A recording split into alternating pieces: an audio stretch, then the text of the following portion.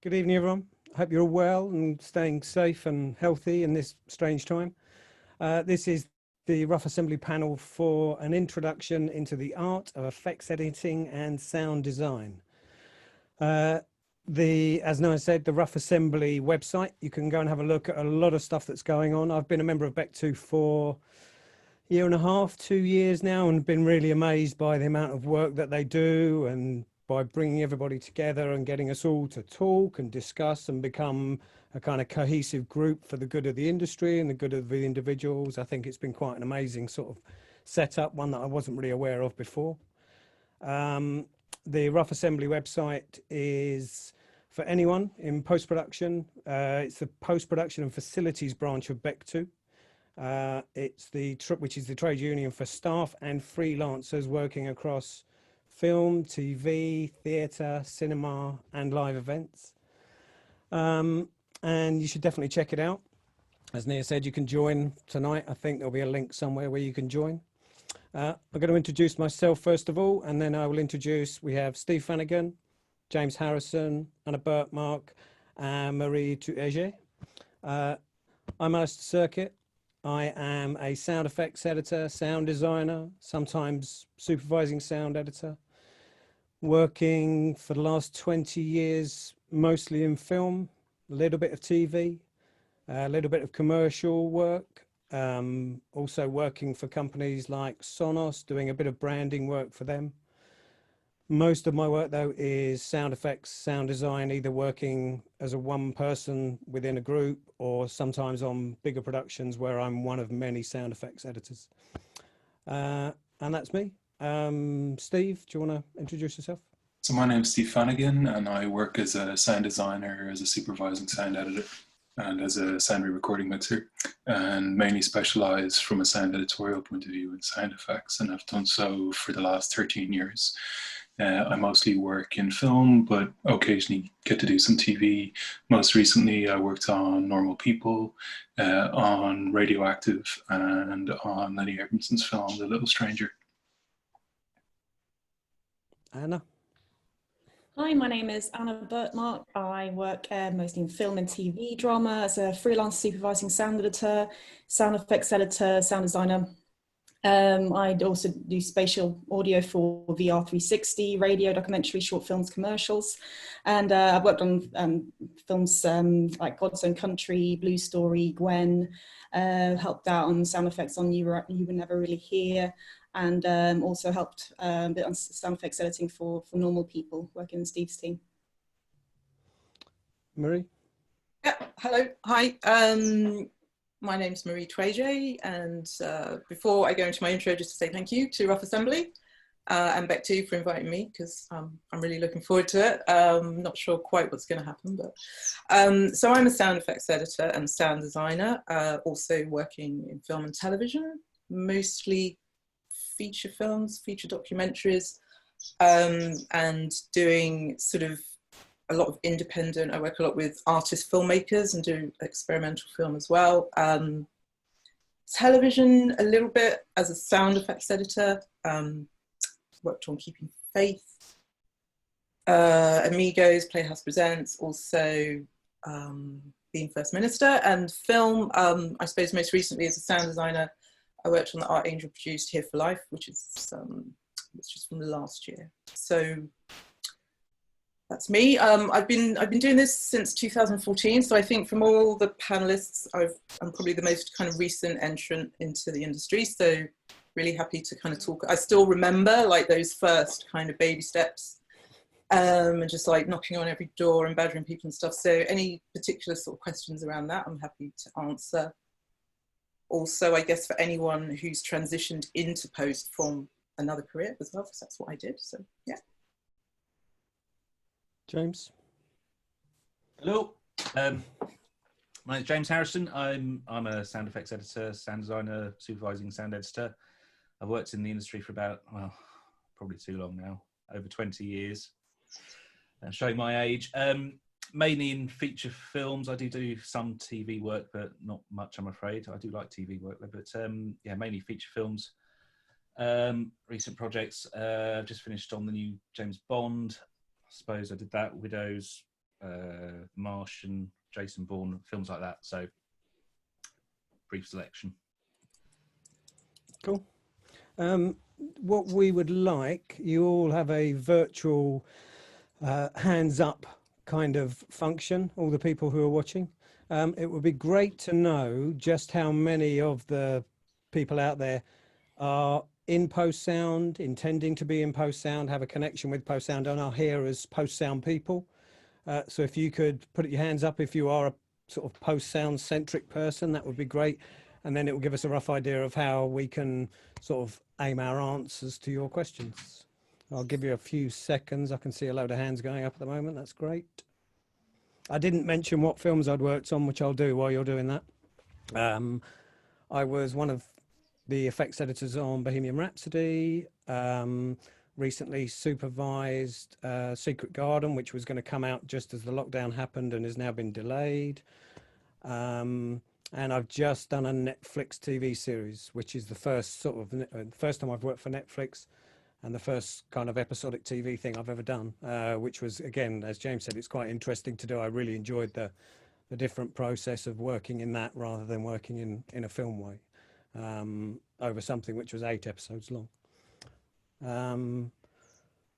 I think anyone else going to put their hand up? We've got a few. I just saw a hand go down. Someone changed their mind halfway through. Can I do that? Yeah, yeah. I've decided I don't want to do it anymore. Okay, so there's about a third of you are sound sort of orientated, sound post people. Okay, so we can take that into consideration when we're answering our questions. Excuse me. So initially, I'm going to talk about the soundtrack. Us being sound people, we understand that there's many different areas of sound. Dialogue, music, and effects is breaking it down into the 3 main categories. We'll talk about the effects in a minute, or one of us will talk about the effects in a minute. Obviously, music can be broken down usually into 2 different things, which will be source and score.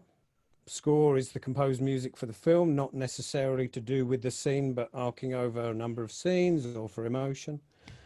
Source music can be stuff which is kind of directly related to the image you're seeing, whether it be a nightclub, a radio in a car, radio in the background in a kitchen, something which is part of the story and used as part of the story moving forward. Then we have dialogue. Dialogue can be split into a number of different areas. We have original dialogue, what's recorded on set. Then you have crowd, which is recorded either on set or usually afterwards, which is another, maybe the dialogue editor would look after those as well. ADR, which is dialogue replacement. So for whatever reason, they feel like they need to replace a line of the actor's dialogue for clarity, quality, performance, intonation, anything like that. Voiceover, you may be on something where there's a voiceover recorded as one of the characters talking over the top. Anything really, could be singing. A dialogue editor might even deal with creature voices. You might have a person who is classed as a dialogue editor and just deals with a creature's voice. Think about Lord of the Rings and stuff like that. That would have been, it's a weird area between maybe sound design and dialogue, but you might have someone who's a dialogue editor doing that. Bohemian Rhapsody is a good example where the singing, Freddie's singing, was dealt with by the dialogue department very specifically. But that could have been sort of moved around slightly if something was different. Generally, I would say it's whatever comes out of the characters' mouths, whether they be the main character or one of the other characters. And then we have the effects, which is again split into many different areas. Anna, would you want to sort of break that one down? Sure. Well, yeah, effects can be split into 3 again. I guess if Foley counts as part, if you count as part of the effects. But yeah, spot effects is any kind of sounds that are kind of connected to anything that you see on screen, like doors, cars, explosions, and things like that. And ambience is kind of what you feel of here around you, so more environmental. wind, birdsong, creaking wood beams above you, dog barks in the distance, room tones, thunder, traffic, and kind of people chatting, you know, if you're in a busy bar scene. And it can also be like non-literal sounds, like a bit more emotional or subjective or more expressionistic, to kind of maybe reflect something emotional that's going on in the story. And then Foley, obviously very specialized. You've got a whole Foley team for that, who just really focus on all the sounds made for our kind of characters' interactions with the world around them, through the body or footsteps, clothes, writing, yeah, sitting down, and yeah, touching hair and skin and things like that. So that's all done live, really, recorded live in a huge Foley stage. So yeah, but yeah, if anyone wants to anything to add to that, that was just very brief. That sort of sums it up, I think, nicely. Would you go as far to say that, it seems a terrible thing to say this early in the discussion, that sound editing, a lot of what a sound editor does, kind of maybe what I would describe as the broad brushstrokes, is stuff that you would never really hope that would be noticed, that could be an emotional ride, would pull you emotionally along, but would be stuff like, you say, the cars, the birds and stuff like that, stuff that isn't, you don't kind of go, wow, a blackbird or stuff like that. Whereas the design is stuff that is a bit more ethereal and could move you around a bit more. Because I do feel, and it's, again, not the best thing to say for a bunch of post sound people, but a lot of what we do is to bring the image off the screen and to help to support the image and give you that environmental feeling. But it's there to support the story and to move it forward, as the costumes are. Sometimes you don't sit there thinking, oh, it's a great waistcoat that you can see. But I feel that not a lot of what we do, but some of what we do is there to support it without being noticed. You'd notice if it wasn't there, but when it is there and we've done our jobs correctly, it does move it smoothly through and does help, and can be an emotional thing, can be used in an emotional way to, when it's raised and lowered, when the mixers get it. I think that's quite a big thing of sound editing rather than the sound design side. Would you agree? Yeah, I think one thing I always think to myself, and I sort of tell other people, is that in terms of the sound effects editing, like the sort of track lay, is that you're trying to sort of make it, in terms of film, make it sound like a film. I mean, you're not sort of at that moment trying to sort of direct any emotional responses, but you're just kind of trying to meet that expectation of making it sound like what a film should sound like. So that's kind of how I view that one, I suppose. Yeah, I think for me, it's down to immersiveness. I mean, 9 times out of 10, you are doing something for suspension of disbelief. So you're wanting an audience to watch that and just be completely engrossed in the film. So you don't want to distract from that film in any way to take you out.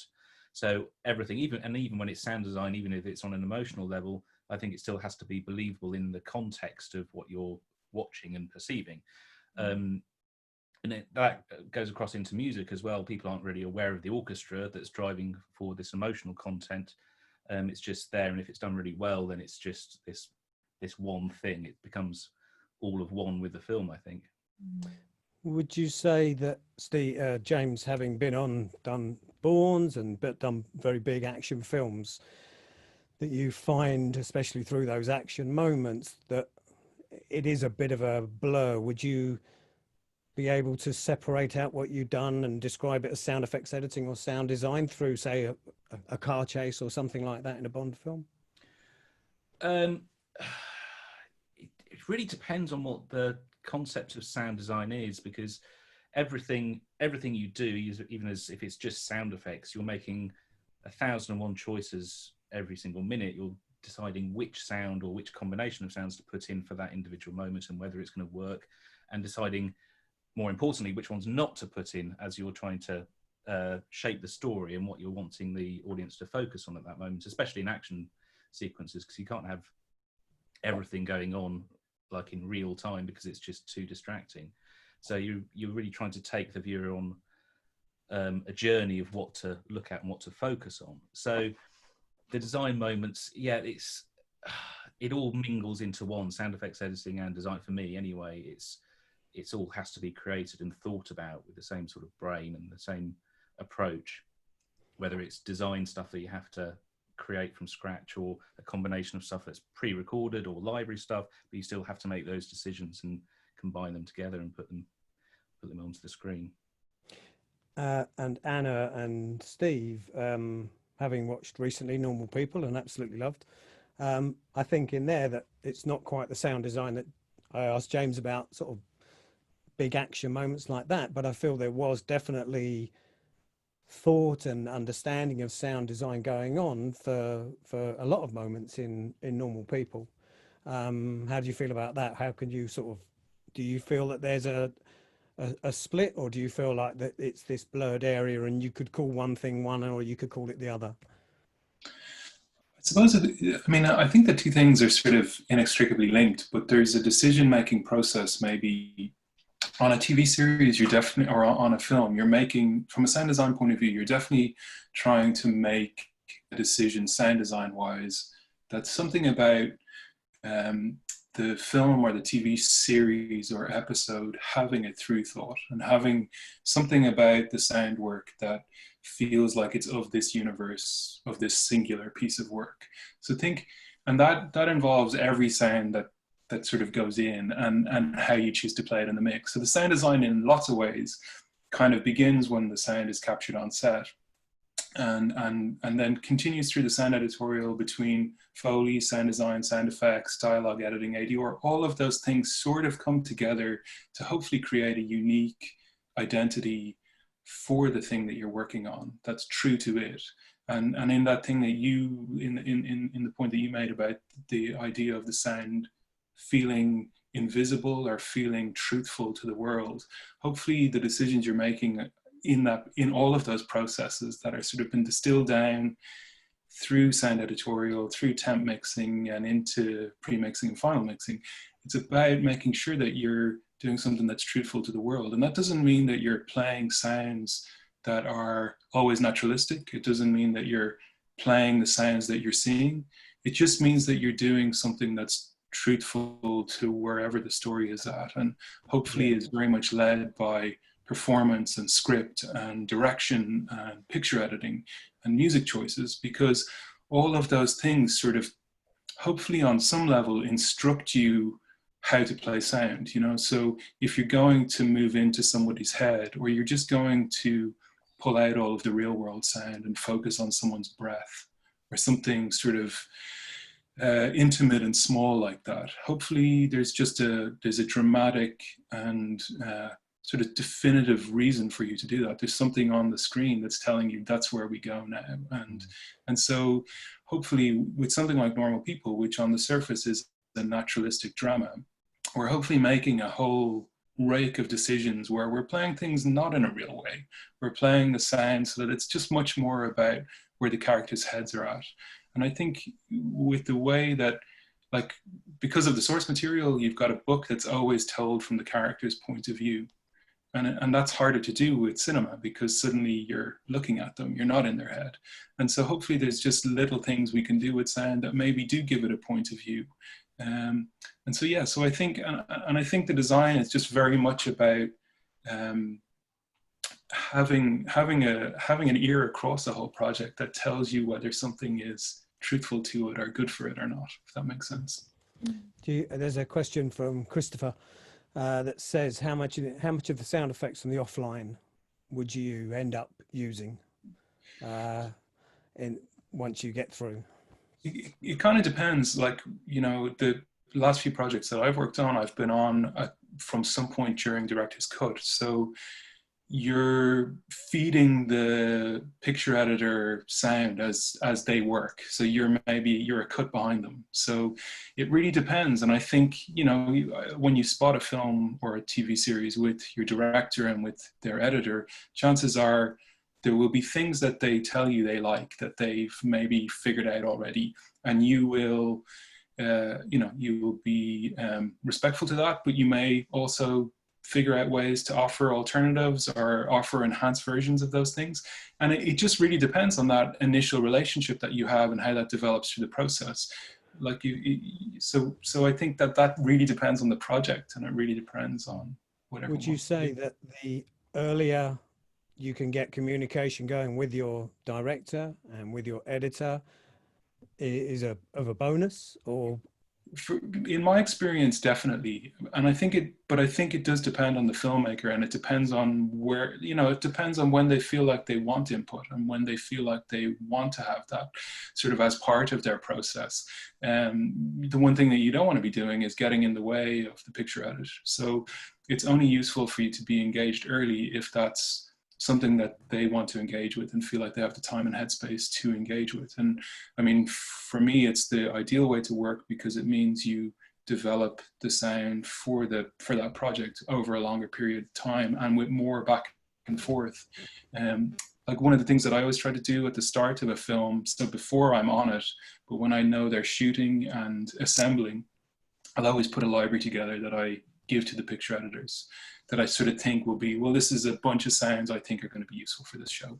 And at least it gives us a start point where, and then when I start to see cuts and I get AAFs, I can sort of begin to see what sounds they've gone for and things that they maybe like. And you sort of begin to get a sense of, okay, so this is where that sensibility is now.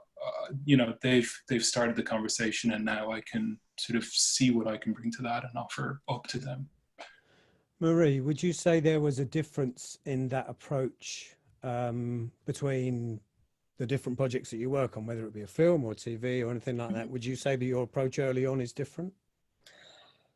To Steve's, no, I'd say it's pretty similar in that ideally I like to get the feel of the director as early as possible and to just find out what their motivations are. And one question I always ask is like, what do you want people to feel with your movie? Not just in terms of the sound, but in terms of the actual sort of end product. Like, what do you want people to feel? And that, just leads me to do a lot of research and come up with a lot of concepts. So, I think to be involved is one way of putting it, but just to have the ear of the director as early as possible is definitely how I prefer to approach it. Anna, would you say that? Because like on Gwen was quite an atmospheric soundtrack from my perspective. Was that early on? Was that brought to you? Was that led by the director, or did you how did you approach something like that?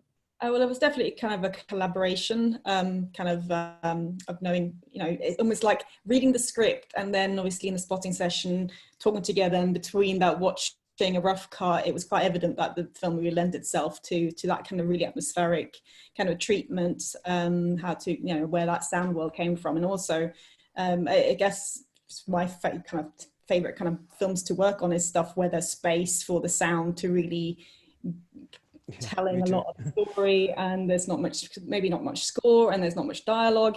More of a fun challenge for me as a sound designer. I think most people would say that. But I totally agree with Marie and Steve that if I can get on board on a film before the shoot, I tend to go on location and record a library for the film and then share that with picture editor.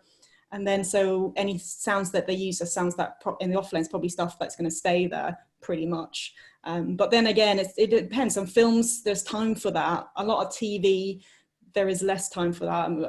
I don't think, TV, I come on board much later in the process. And then the offline, for example, the question about things that you keep in the offline sound, stuff like that, very specific, a telephone ring or something like that, oh yeah, they like that, or something that's really obvious that I think like, I'll just use that because I know that they like it.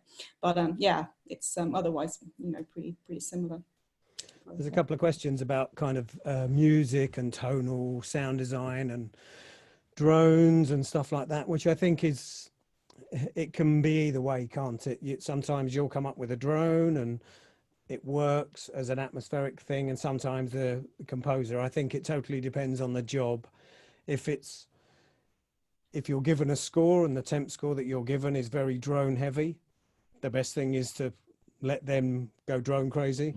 And then if you feel it's something you can bring, or if you feel it's an emotional drift down or stuff like that, I think that's again is a tricky one. It's like that sound editing, sound design thing. Drones can be an either or thing. I've done a couple of jobs where there's lots of drones, and the director asked me to do lots of drones, so I did them, and then the composer came with a load as well. And as much as the director liked all of them, they were never all going to work together because it's half a semitone here and there, and it's sounds a bit of a nightmare. So I think that's quite a tricky one to answer, really. But again, can be in either or. Just have a look at my questions. I think we've covered it slightly when Anna said about what's your favourite jobs to work on, and I think being sound editors, we all like ones with no music and no talking. But specifically, could you break that down, James? Because obviously you did Ollie, Stan and Ollie as well, so you work on quite a range of yeah, I mean, films. I think for me, just the best films to work on for me personally are just films that have a great script.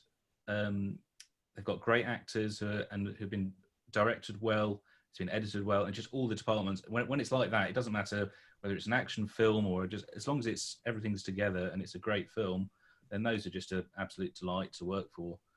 Even if you've got a problematic anyone that you're having to work with, whether it's director or editor, if it's a great product and it's a great film, I think there's nothing better than that, really. When it's just working, it's just joyful. Mine are usually the ones where the director understands the sound, and I don't mean just knows what you do, but actually it's almost written into the script. There's a sound note or something, or there's a description of an off-stage sound, and when he meets you, even if he doesn't want to engage straight away, like you said, it's sometimes they need the space to do the editing, but wants to engage and wants to roll things forward. And even if it means you do 27 different versions of something, at least you feel you're moving somewhere, and there's always a back and forth. And that's always, I find that personally is a great thing. And you feel like you're, okay, we're trying this. Okay, didn't work. Okay, let's try something else. But you understand you're trying to advance the story and the emotion. I think for me, that's the really nice ones to work on. Everyone nodding, thank you. Where do you feel you're most creative? What part of the process do you feel you're being kind of most creative with, Marie? Well, I think in terms of, like, I suppose the difference between being a sound effects editor and being a sound designer, one differentiation that I always make in terms of what my experience has been is that as a sound effects editor, the creative buck doesn't stop with me. And so there's generally sort of, usually a re-recording mixer who will have that creative oversight. And so that definitely tends to, I suppose, affect how I'm working, because I'm kind of second guessing almost what the re-recording mixer wants. Whereas as a sound designer, the creative buck the creative buck does stop with me. And so the creative overview of the project rests with me, so I don't have that filter of having to second guess what somebody else wants, and I can just sort of go with my sort of instincts and with my approach. So yeah, I mean, that's sort of one major difference, I suppose, in terms of the sound effects editor sound designer role from my perspective. I don't know if that answers your question or not. Can't remember. Steve, where do you feel you're most creative? Because you edit and mix, and where do you feel that the creative side is more prevalent for yourself? It's funny. I think it's probably. I mean, I suppose you're always trying to be on your creative game at every point in the process, because. But there's days where you're more creative than others for lots of different reasons. And I think when you're supervising a show, there's a huge part of your day that's emails and phone calls and meetings and other stuff. And not that those can't be creative, but they use a particular part of your brain. And, I love that part in the process where I think I'm beginning to figure the film out a little bit. Day one is usually like blank canvas in front of you, and okay, we sort of, I've spotted the film, or we've had a conversation about this. I've watched it. I can hear what they're doing. I've read the script. I have a sense of what this is, but it's a very blank canvas, daunting canvas in front of you. And then I think you get to a point somewhere in the process where a couple of the more broad ideas that you're hoping will become the sound design of the piece begin to become evident to you. And there's when that begins to click, that can be a really sort of lovely moment. But and I think the only way to get there is that you just sit down, you chip away. For me, I always start with an ambience pass, And what I love about that is that it gives me an opportunity to really think about the space of each scene, of each sequence. You can see, you know, it's a great way to slow watch the film and become quite intimately familiar with it. It's a great way for me to listen to what's going on the dialogue track, even if that's a rough guide track at the time, but just to get a sense of how noisy or what that feels like, and maybe how that's going to impact some of the choices I make effects wise. And I think, you know, in editorial, you get to spend a lot of time on your own. So you get to sort of, hopefully, if you have time on the project, you get to go down a few rabbit holes and try and figure out some of the abstract ideas that might present themselves to you. And so you get this quite nice alone time where you're sort of working on something to the point where you go, okay, I think this is something, so now I'll show it to someone and see what they think. And you have that brilliant moment where someone else is in the room with you and you begin to hear what you've just done in a totally different way. And it gives you a perspective that you don't have when you're really up close to the work. And then I suppose because the mix is the point where all of the final decisions are being made, you hope that along the way, there's been a good communication, a good back and forth, so that lots of the tiny details are worked out. Like, yeah, we like these sounds, we like this atmos, we like this idea for that explosion, or whatever it might be. So that by the time you get to the mix, then it's about sort of more about the overall creative intent. How are we going to use music? How's sound design going to play with music? What's the dialogue doing here? How's that ADR working? And essentially you're trying to figure out the dynamic and the ebb and flow of the entire piece. And so hopefully, I think there's a huge creative sort of gratification from all parts of that process, and some of them are you on your own, and some of them are very much about what do you think, what are we doing here, how do you feel about this, and that collaborative thing, you know. I think leading on from there, it's very similar from doing temp mixes when you're on a bigger film, and they're going to have 2 or 3 temp mixes in front of an audience to get scores back and see how audiences react. That's almost the same thing, where you work very hard up to the first temp and maybe no one hears it until you do a quick 3 or 4 day mix on a huge feature, and then you get your feedback. And also I find that to go to the screening and actually sit in a cinema with 400 people and watch it and see how the audience react and live it like a film, because we edit in our rooms. None of us are working in cinemas to do our editing. We're all sitting in small rooms or medium-sized rooms or whatever. It's as much as we know how that translates to a bigger room, there is no kind of alternative to sitting in a very large room with a lot of space between you and some very big speakers. Yeah. And to live that as a moment where you have to sit on your hands and you can't go, oh, I just want to make a change. I think that's, again, the same kind of feeling where, and actually that can be quite a creative moment where you suddenly go, wow, that didn't work at all. It might have worked for the previous 2 months where you did your editing, but suddenly you see it in the context of sitting there for an hour and a half and you go, oh, wow, okay, that doesn't do what I wanted it to do. It might sound fine, it might be great, but it doesn't quite do emotionally or move the story forward.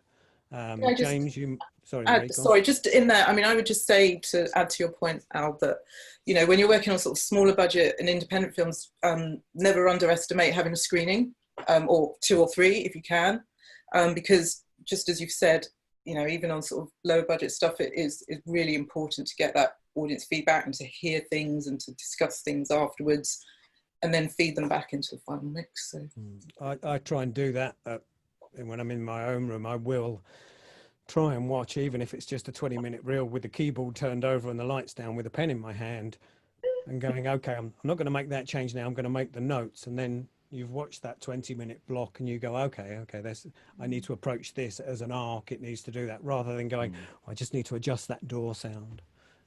James, do you find that, because you must do a lot of temps? Yes, I mean, it depends. The work turnaround varies differently on film to film, so you can have the luxury of sort of doing that and stepping back and having a look at things from an art point of view. But especially some of the action films, it's just such a high turnover of material that you don't really have that much time to think. And there's a film I did quite a few years ago now. I won't say which one it was, obviously, but it was just supplying the cutting room day by day with different turnovers of sequences. And it was only when they went over to the States for a sort of a 5 or 6 week period to recut with the producers and stuff over there that we actually had just a little window to do proper content, creative content, because otherwise the film would have been released and it would have just been a glorified temp, basically. And that's when we just did some really good work, sound design work in that time. So it just differs on the films, really. And I've just noticed, because we've answered a couple of questions, haven't we? There's one from Enos. I was just going to say, there's an awful lot of questions coming in, Yeah. some of which we will answer later. Yeah, We're trying to keep up with them, and get them in. But yeah, there is a lot. It's hard to, because there's so many. I just wanted to say there's one from Teresa Morrow. I think when you send versions of your cut back to the offline picture editor, what format is that in? Again, it depends what they want, but usually, I track clay with sort of ambiences and spots and like a little Foley tracks as well if I'm doing things like that. So I'll send them little bounce downs of that, monos and stereos, and if there's maybe with some options as well, if there's any sort of things I want them to have a play around with, if there's that they may not like, or different options for things, there might be other versions of that, but usually sort of some monos and some stereos for them to have, and it's that back and forth that's really, really good. They get it into their Avid, they can have a listen through to it, live with it a bit, and we can get those notes back sometimes far too quickly. There's another couple. There's Patch asking about do you feel it's simply chasing the latest cut? And I think, again, that's very dependent on the film. Sometimes it depends on the editor and whether the director needs to have everything at his fingertips all the time. And Danny Rowe as well asks, do you just have a stereo set up and let them do the surround work? Personally, no. Most sound effects editors I know will edit in surround and do all the panning, and the last feature I supervised we did in Atmos, so I edited and specifically made choices that was going to go on the ceiling. It was secret garden, so a lot of stuff in the forests, so I'd worked out a way of putting stuff up there and specifically wanted stuff to be up there. Although I don't edit in Atmos in my room, I had tracks which I knew I just wanted to have on the ceiling. So I think, again, but that nobody I know, not that I know, unless their setup is pure stereo, most people would edit in 5.1 or 7.1 if they've got the ability. And I think that comes down to the amount of tracks now that we're supplying to a mixed theatre, because when I started, I started way back on like 16 mil for a brief period of time, but then it was on the audiophile, the 8 tracks and the 16 tracks. So a mixer had a much more, it was a lot easier to mix, but now we have so many different tracks. If we had to do panning passes, the film would never be released because it'd be just so much work to get done, really. So it's much easier just to do it as you're going along. There is a lot more questions. I will scan through when we get to the Q&A. I'm just going to move on to our next question, being very aware of the time. Anna, I'll ask you first. What are your go-to tools? What would you say is your favorite use of tools? I don't actually use many tools. I mean, because I'm not a mixer, I do what I call a pre-mix, at top, really. So I don't really use many plugins other than reverb and EQ and those things. But I do like to record, weird and wonderful sounds. So I just thought I'd show, for example, on going back to when I said about I like to kind of record a kind of unique library for each film I work on, even if it's just something from the area the film was shot, occasionally to get some kind of really natural sounding kind of call outs of people in streets and things like that.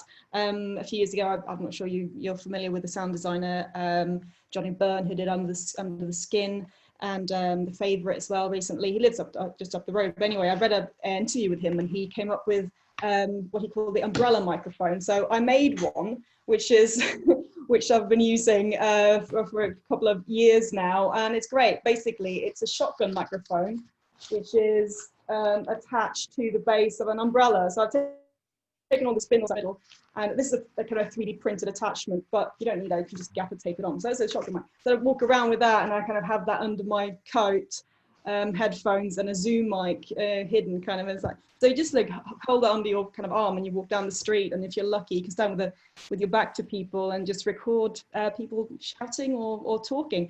And that's great material, just as lots of little layering it in the kind of Atmos track layer there. But that's one kind of thing. So that's my tools, and obviously my little favorites, which is the little DPA 4060s, which is a tiny, teeny little kind of microphone like that with an XLR thing. So I use that in my Zoom as well. So they're great. Yeah. Had those for years. And regularly walk around with two of those tapped onto a backpack in unsuspecting places. So. Definitely, or you can hide them in places. They're great. And then I got contact mics, which you can, if you scream into this, it won't pick anything up, but it just gets the vibrations so that you can get some really incredible things, and induction mics and things like that. So that's my tools. So it's all like, I like to record lots of strange noises and layer them up to create stuff. I think it's a very good sort of guide for people starting out as well. I think it's a great thing is you hear sounds, if you're a sound person, you listen out to what's around you, and to be able to pick those up and go, wow, that's amazing.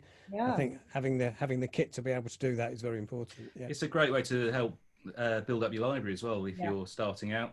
Then just going out, recording ambiences and cars going by and all that sort of stuff. It's all so good stuff to have. Yeah. Marie, would you say you had favourite tools? I'm kind of, no. Well, I mean, I would say my ears, right? Okay, that's really boring, but that's no, that's very good. and also just like real world experience, like just listening. I suppose particularly with ambiences, just listening to the world around you, because you can get some amazing sounds that just happen, that can give you ideas, or that you can recall when you're sort of thinking about how to kind of plan a scene or something like that. But in terms of sort of actual tools, I don't use that many. Contact mics and like my voice are kind of probably the two sort of sound design tools that I use, but other than that, not much. As little as possible. Just like volume and EQ, those are the best tools that you can probably. I agree. I think EQ is probably one that I would say myself. I think you can find yourself a lot of space and a lot of great areas to work with if you're EQing, not necessarily the sound you're using, but the other sounds that are there. Yeah. You want to get something through, carve yourself a little hole with a bit of EQ, and that will be a lot more powerful. Pushing through the point you're trying to make will have more space. So I think EQ is not just for sorting out the dialogue and taking out a bit of hiss and rumble. I think it can be used in a lot more kind of creative ways as well. So I mean, there are other tools, right? Because everybody uses tools and gadgets and things, but I just think that can be a lot of noise. You use it for sort of almost to go through and delete the list of all the tools. Just the real tools, the simple one.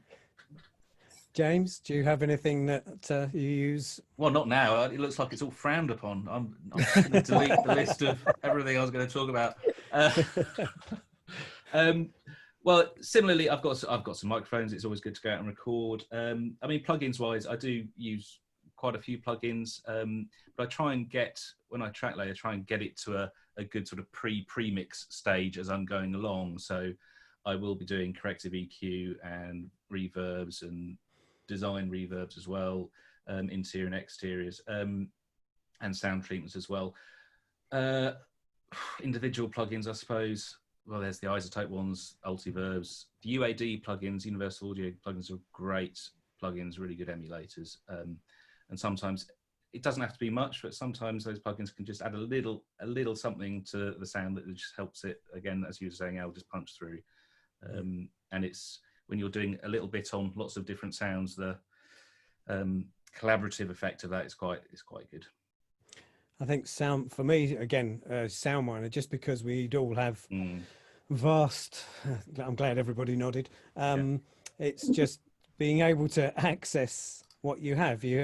Brilliant, you've recorded hours and hours and hours of stuff and cut it up. You need to be able to access it and name it. So there is that organizational side of what we all have to do. It's great that we can all be creative, but there also has to be the other bows to our string, or whatever you want to say, that we have to understand that we have to be very organized. And do you feel that is there what other sort of skills do you think you need to be able to move forward, or when you're starting out, what would you say are the most important skills apart from being able to be creative? Steve? Well, I think communication is a huge part of it, and I think when you're starting out, maybe that's depending on what role you're taking on, and if you're if you're assisting or you're in some sort of trainee starter type role, it's important just to take it seriously, and I suppose try and bring the same passion to it that you imagine you would to your dream job in the industry, because I think that the people around you that you're working with will respond to that, and that's how you sort of build relationships, and that's how you express your interest in the work. And I suppose, as your career, like as you sit into different roles on a film, if you're the effects editor and you have a supervising sound editor, a lot of your communication is going to be with them, right? If you're the supervising sound editor, you're going to have a crew to communicate with. That could be 2 or 3 of you. It could be 10 or 12 of you. It could be whatever the size and scale of the project is. But you're also going to have a post-production supervisor. You're going to have your director. You're going to have their editor. And so just being able to talk about the work becomes really important. And I think the way that you get used to that is from doing the work. It's from being around productions as you start out. And I think, the thing that I've probably found most useful over the years was attending mixes. And so if you're an effects editor or dialogue editor, getting to attend a mix, and not just a pre-mix, but getting to be around as everyone talks a project through and feels it out. I think you learn a lot about how to sit into the crew and how to communicate with people and how to maybe even just consider the work. You're always going to be working with someone in the room who's probably going to be more experienced than you. And will have, obviously they're not going to have done the exact job before, because the lovely thing about this is all of the work that we do is different, but they're going to have an opinion, and they're going to have an instinct, and they're going to have a way of expressing that. And I think the more of that you can take in and absorb and learn from, so that you can figure out your own way of doing it. It's not about imitating someone. It's just about figuring out your own style and your own sense of how it works. And I think that's been really important to me, and still, something you learn on every job, you develop on every job, and hopefully you get better at it over time, Yeah, and also this, one of our questions that we had for ourselves, it's that relationship that you have with the director and the editor, and possible negative feedback, which is sometimes very nicely put and sometimes maybe not so nicely put. How do you deal with that, Anna? How would you say a negative feedback? What would be your way of dealing with it? My answer was overall, I think it's really important to learn how to give feedback and receive it. I think, in a professional industry, and also from the outset. I mean, I learned quite early on that I never to be precious about what I do and what I deliver, or what I show to people or play to the director. You just got to be completely up for, like, well, I think this is a great idea, what I've done, and I think I integrated their ideas, but if they go like, oh no, actually it's not, and to be posed like, that's fine, and just make changes. I make changes all the time. That's a huge part of the job, and it's should never be considered that, yeah, you've done something wrong or you don't know what you're doing, because we're all like, it's all a journey that you're exploring this film together, and you're building it together. You're painting this picture together, and that's, I think, is it's to really remember it's a really collaborative thing. I think it's that's like, it's, yeah, that would be my answer to that, really. It's a very subjective thing as well. So what you're putting onto the picture that you feel is correct is based upon your life experience and the films you've watched and everything. So that may not translate to someone else, the director or picture editor who's watching it, who goes, no, that doesn't sound right. I expect it to sound this. And it's just trying to find that common path of going, okay, I understand where you're coming from now, so I can tailor. Yeah, exactly. You say it's what you feel is correct, and I was by someone who has a lot more statues on their shelf than I do, said to me that, he goes, you can never really be wrong as long as you believe in what you're doing and you believe in what you've created for the right reasons. Then no one can ever really say to you, oh, that's wrong. It may not be what they want, and it may not fit with the ideas in their head, but then that's down to them to try and communicate a bit better. Exactly. So there is never Yeah. really accept the fact. Don't turn around to them and say, you can't say that to me, but there's an understanding in your head that, okay, it wasn't wrong, it just wasn't quite right for what they were thinking. Okay, more communication, more filtering. It's so important as well to get that conversation with the director in early on, when you've got time, when they're not sure about something, or when you're not sure about where the sound design or the sound identity of this film is going, to really have time to explore that together. And I always try to work out the more subjective or abstract key scenes or parts of that film, very like in the rough cut, and do sketches for those scenes of those sound design kind of bits early on, and work that out together. So there's time for really working those out. So you never want to be in the situation where your time's ticking, you've got 2 days left in the final mix, and the main idea is not right, or they're not happy. And also remember, it's the director's film, so you know you're working for them, and yeah, so yeah, that part. Just being very aware of the time, and there is lots of questions coming in, and they're all great, and we will try and get through as many as possible in our sort of the second hour of this.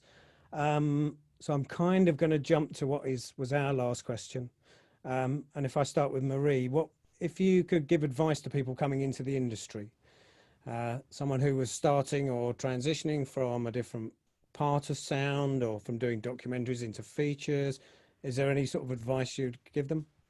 I think quite a lot actually, potentially, I don't know.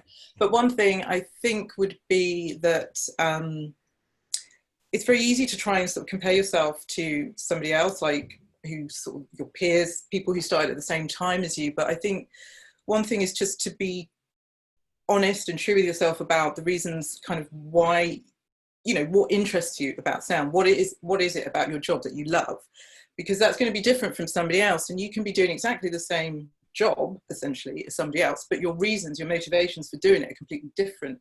And so to kind of judge yourself in terms of where you are and the opportunities you're getting, how you feel about your work, can be very problematic, because you're viewing it from a sort of different standpoint. So kind of really plug into what motivates you to get up in the morning to do your job, because there are so many different aspects to the job that, you know, just find the one that's for you and understand what it is that you love about it. James, despite the fact you were saying that you've been in the industry too long, have you got any advice for people who are just starting? It's a really tough question, that really. I think it's just about sort of being enthusiastic, just working hard. I think it's harder for people that are trying to transition into this role from different roles, because I think our industry is very much based on that sort of runner structure of starting out at the bottom, and you learn sort of from mentors and other people, and because there is a wealth of knowledge that goes into our job and every other job in the industry, and you don't really realize how much that is until you are put in front of people and said, oh, can you describe what it is you do? And you go, oh wow, actually there's a lot of stuff that goes on, and so it's all picked up on the job really, and through experience. So I think for people trying to transition, that's more of a difficult one, but I think it's just be true to yourself, just be enthusiastic, and just work hard, and if you've got what it takes, I think you should hopefully get the break. But don't give up. Just if it's something you're passionate about and you want to do, just keep doing it and keep striving. I think mine kind of taps onto the end of yours, which is if you find an opportunity, if there's an opportunity in front of you, don't waste it. Make the most of it. And that doesn't mean doing long hours or anything like that. You shouldn't have to do that, but you should be able to spot people. If you get a chance to, even if it's just sitting next to someone or sitting in a mix, look around, look what's going on. Why does that work? How does this dynamic work? Not just what's the mixer doing with his hands, but how does this structure work? There's a 3-point thing going on here between the editor and the director and the mixer, the sound editor, I mean, and the director and the mixer. How is that working? How are they getting into that point? And work out how that works, and work out how you would approach that scenario and how you would fit into that. So I think it's the same. It's just you're all going to get opportunities, again, harder if you're moving from one career to another. But if you get a chance as a runner, look above you, look at what's going on. And if you get a chance to sit in, just sit there, just sit quietly at the back and observe, take mental notes about it, I think is an invaluable way of moving forward. Yeah, I always remember the first time I went and sat in on a Foley session, and that was just I was still at university, and I'd written to a few facilities, and I went over to Anvil, and it was when they still had the Foley stage there, and I sat in on a Foley thing. They were doing a Western. It was just absolutely, it just blew me away. It's just absolutely fantastic, just seeing the Foley artists just do the stuff, and I had the headphones on. It's like, oh my god, they're just making all this sound. It was just, yeah, it's just a real eye opener. And then they were doing some stuff on the re-releases of Star Wars as well later, and that was amazing. But it was just, yeah, it was just really, really amazing experience, and just opens your eyes to that sort of industry, which is really good. But that's when you know, if you're starting out and you're being enthused by moments like that, then you kind of feel that you're in the right place to move forward, because you're like, oh wow, I wish I could do that. If you find yourself in those places and you're checking your phone and scratching your bum, then maybe it's not the right place for you. Maybe, to be fair, I'm always scratching my bum. That's just something I do in the mixes and everything. I don't think we should discriminate against that, to be honest, Al. Anna, would you have any advice for beginners, not beginners, but people coming in?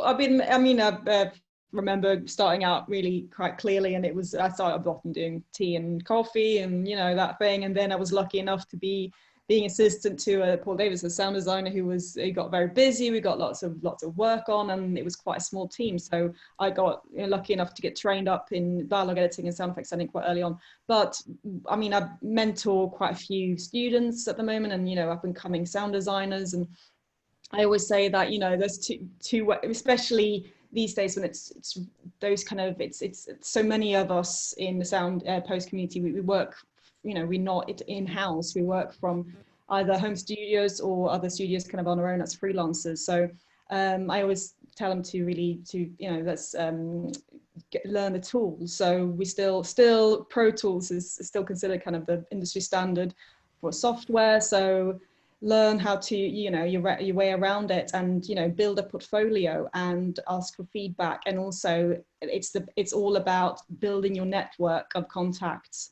and building relationships, not just with other sound people, you know, to ask to sit in and shadow and ask to assist and things like that, to get to know people who work in the industry, but also building your network of up and coming directors and producers fresh out of film school. So you kind of, you know, you're building a network of peers, and yeah, getting that ball rolling in working for, you know, doing short films and all that, to getting used to it, because you only really learn by doing.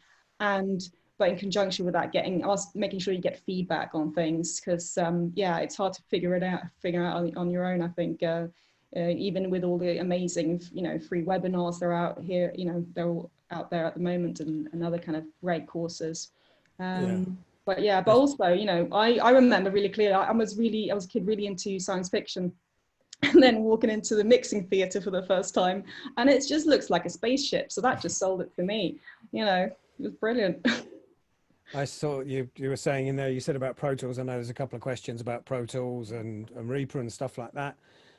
To be honest, from my point of view, it's Pro Tools or nothing. All the dubbing theatres run off Pro Tools. Every editor I know uses Pro Tools. I know gaming is a different scenario, but in film and TV, documentaries that I do, for stuff I do for Sonos and bits like that, if I turned up with anything else, they would ask me to leave. It's Pro Tools or nothing. Whether you like it or loathe it, get used to it, make the most of it, because it is what you will be required to use.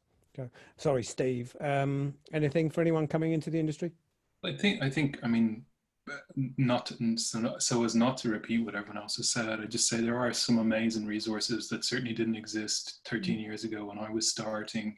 So things like Tone Bender's podcast or Soundworks Collection, or events like this, you know, and the Rough Assembly channel has a bunch of similar events like this that just give you a sense of how people work. And I find like keeping up with podcasts and things like that really useful as well, because, you know, you're on the train going to work one morning and you hear someone talk about their experience on a film, and it can just give you an idea that hadn't yet occurred to you, or give you a perspective of a way to look at the thing that's been the puzzle in front of you. So I think staying engaged with that, staying engaged with any of the technology that other people are using is really useful. I think if Pro Tools is financially prohibitive to you starting out, learning any DAW and learning how to work in it will stand to you. But ultimately, as you say, Pro Tools is the tool that we use. But I think if you're working in and I know a bunch of sound designers who do work in Reaper and then pull it back into Pro Tools as they work, and they just prefer it for doing some of the more designy things. So I think learning any software is useful. It's sort of like, different types of pen or pencil. It's about actually beginning to discover your craft, develop your listening ability, figure out what you're trying to hear or how you're hearing it, and seeing how sounds work against pictures. So I think, trying to expose yourself to as many things as is possible is really useful. And I think any of us continue to do that as we work, and so as not to fall behind, but also just to keep getting inspiration, to keep, hopefully every film is a new puzzle, so you've no idea how you're going to quite approach it until you're working in it and sort of allowing it reveal itself to you. So I think remaining inquisitive and interested is really important. I think we've kind of got to the end of what we were going to discuss. I'm going to try and flick if the other people can flick through some of the questions as well, and we'll try and sort of approach some of those. I'm going to start at the top. From Daniel, how do you split optional DX tracks, VPX and territorial crowd? More of a dialogue. I'm going to skip that one just because it's more kind of dialogue-y, and we're kind of doing on the sound effects. There's quite a few questions about normal people, which I'll let you two jump in on, from Beth. So for the intimate scenes, graphic stuff, well, to be honest, I think the way that the graphic, or I presume you're talking about the sex scenes are normal people to me, and I think to everyone involved, were very much just an extension or a continuation of the conversation between Connell and Marianne. So we didn't approach those scenes any differently to anything else, because it's just more of their natural interaction with one another.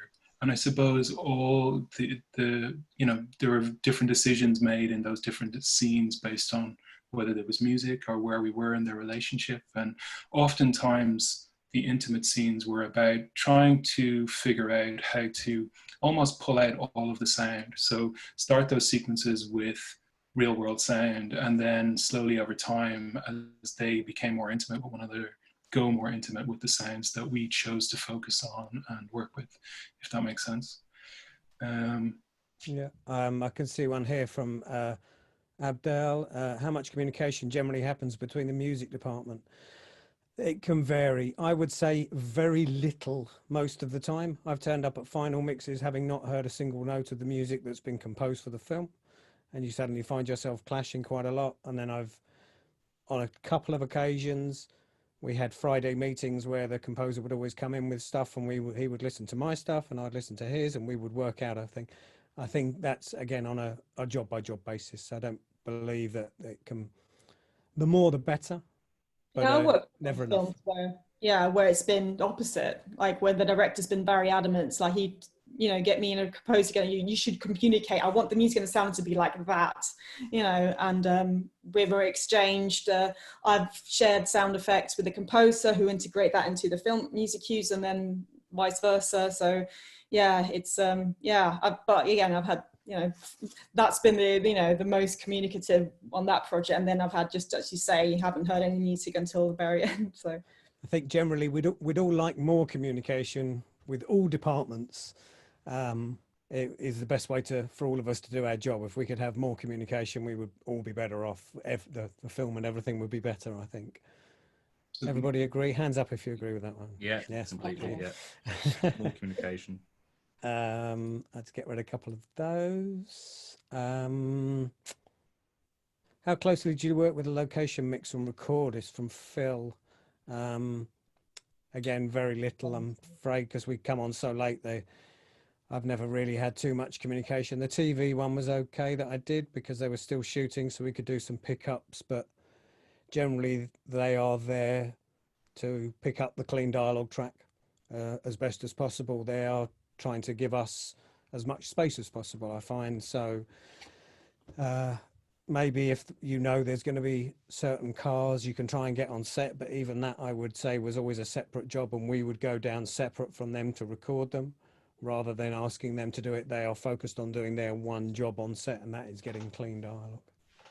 I think, like the music example, it sort of, I think if you're engaged early or you're getting regular music updates, it's always about, I mean, it's about your relationship with the director, and it's about, if you have a pre-existing relationship, it may have been something that you've done on other films or something coming off the back of a film and going on to another one. You're able to say, well, can you put me in touch with the location sound mixer in advance of this? And so it's something, I think everything is possible in terms of both of those ideas, but it really does depend on your relationship with the director and their, how willing to engage with that they are or not. And for me, any examples where I've been in touch with a location sound mixer before the shoot have very much been about, you know, being, first of all, been asked to do the job before they shoot it, and then reading scripts in advance of them filming, and sort of having a good sense of what the film maybe looks like it might be at that point. But it's definitely about that relationship, I think. I usually also kind of what I call a wild track wish list, where going from the script and having that, you know, those times where you're lucky to obviously say be brought on board before the shoot, and I always have that chat with the production mixer if so, and we just have a chat about it all, and yeah, have that conversation, and like sometimes even having conversations during the shoot and reporting back about, oh, that scene was tricky and that might have to be ADR because there was a gale blowing on that day, etc. So but yeah, it depends. I found the only time is when I've worked with a director once and you work with him again, you have a bit more sway. I know obviously normal people, with Lenny you've worked with a number of times, so you've got, great, he's going to give you a lot of space and a lot of communication there. But if I'm working with a director for the first time and I'm started, or I know I'm going to be on before they're shooting, trying to get on set to record, if you know there's going to be 200 people and there's going to be chanting or something, it's like, great, I can go on set. I've never really been accepted on set. You're kind of seen as someone who's killing their time. It's never, unless the director is completely behind you, they're focused on doing something else on the day. So well, the shoot is so expensive, isn't it? To try and make accommodations for you is a very expensive thing. I did have that once on, we were doing Captain Phillips, and they were shooting down in Malta, and they had the big Maersk boat down there, and they flew Oliver and myself down over a weekend while they were still shooting to go out onto the boat and to record it. So we spent all weekend going out and doing location wild tracks, making sure we weren't in camera shot while they were actually filming. But that was amazing to actually have that, because then we got a sense of the geography of the boat and what the boat actually sounded like. We had a fantastic set of recordings from that, and that really helped later on when we were actually track laying. So that was really, really good, but that happens so rarely, unfortunately. I mean, other jobs where I've been brought on to supervise a job a week before the first temp, so you just sort of just bang into the deep end there. So you just don't know what you're doing. So there's a huge mix of what goes on, really. There's a question from Enos about how do you try and do a quick pass? Do you try and do everything and then come back and focus on things? I think it's another thing about a skill that you need to have when you're on a film. It's about time management. It's great. Yeah. You could spend 5 weeks making one scene, an Oscar-winning scene, but if you've forgotten the rest of the film, it doesn't work. So it is a matter of looking, okay, I've got how long? There's 2 temps. I've got 6 weeks now. I need to do the whole thing in 6 weeks. Then I'm going to have maybe a week to make notes and do updates. So I think it's, again, on a job-by-job basis, but it's a very important part of your own ability to be able to approach a job and look at it and go, okay, I've got 6 weeks or 6 months. I need to structure my time. I need to know that they're going to get this much good work out. Not they're going to get your best work out of you, but I'm going to try and do this much and do broad brushstrokes for that. And then I can focus on that and build your time. There's a great editor, sound editor, that said it's calling it cutting your cloth accordingly, basically. So depending on the schedule and the budget. There's another question on this as well in there, I think. And I always have a general rule of thumb, which is sort of 10 minutes of screen time. If you can track lay that a day, then you're doing very well. Whether it's 10 minutes of spot effects or 10 minutes of backgrounds and atmosphere things or whatever, then that's a good thing. Obviously, you know, you can spend 6 weeks on doing a 2-minute chase sequence, and I have done that. But as a general rule of thumb for sort of main TV, that's always something I've lived by generally. And I always find it's good to get my calendar up when I start a job, get my calendar up, work out how much time I have, and then I can go, right, so I can split that into days and just put, you know, on Monday, Tuesday, Wednesday, I'm going to be on Reel 1, then Thursday, Friday, Monday, and then I know if I'm ahead of the game or not, and I need to play a bit of catch up. So it's just really good to try and organise myself mentally into that. Marie, how do you approach it when you're first given that scenario? How do you approach it? Yeah, I mean, I think I always try to get a first pass as quickly as possible. I mean, because you're always going to be taking things away and adding things and perfecting things as you go. So just getting a first pass of everything done, you know, as quickly as possible, I find it just makes life so much easier. Then you're not wondering about gaps and have I done this, have I done that? You know that you've got something basic that you can finesse. And yeah, I mean, you know, just like James, calendar, 10 minutes a day of sort of track lay, you know, sort of sound design it and try and map it that way. And obviously things always go awry, but for me, I always am really, really super organized. I always start out really super organized, because I know that by the end, if I start super organized, then by the end of the project, I might just be organized. Whereas if I started out like, you know, organized, by the end of the project, it would just be a mess. And it would. I agree. I think, yeah. Yeah. Do you feel do you feel that's one of the more important points, because you can ask to be, I think we've all had it where you've done something and it's not been quite right. I know quite regularly I've gone version. Oh, I'm back where I started.